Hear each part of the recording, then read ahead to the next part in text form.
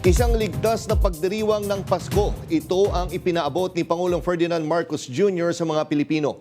Hangad din niya na maging masagana ang buhay ng bawat pamilyang Pilipino sa pagpasok ng bagong taon.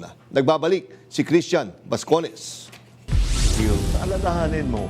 Ano nga ba ang dapat gawin sa regalong hindi nagustuhan? Para kay Pangulong Ferdinand R. Marcos Jr., ang mga hindi kailangang regalo ay maaaring ibigay sa iba habang pinapahalagahan pa rin ang mabuting loob ng nagbigay. Sa pinakabagong episode ng kanyang vlog, nagbahagi ng payo ang Pangulo habang sinasagot ang mga nakakatawang tanong ng mga netizen kaugnay ng tradisyonal na Pasko at exchange gift. Sa dinami-dami ng problema na hinaharap natin sa opisina araw-araw, dumagdag pa sa iniisip ko itong mga tanong na natanggap natin.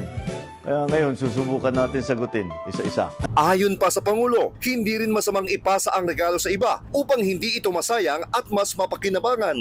Pero hindi naman dapat na masayang. Ipasa nyo sa ibang tao na makikinabang doon sa magandang regalo na yon. Tinanong din ng Pangulo tungkol sa mga karaniwang sitwasyon tuwing Pasko, gaya ng usapin sa mga inaanak at mga punanang kamag-anak. Kami hindi namin pwedeng pagtaguan dahil madali kaming hanapin. Kaya kompleto ang listahan namin doon sa aming mga inaanak at marami-rami din. Ayon pa sa Presidente, sa tulong ng digital wallets, mas madali nang makapagbigay ng aginaldo sa mga inaanak. Ngayon, yung iba siguro, pag hindi nyo talaga nakikita na o hindi na kayo nag-uusap, pag may app, pwede nyo na i-Gcash yung mga regalo ninyo. Ngayon, mas madali na. Paalala rin ng Pangulo, maaaring magpakasaya sa pagkain sa panahon ng Kapaskuhan. Ngunit dapat isinaalang-alang pa rin ang kalusugan at kaligtasan.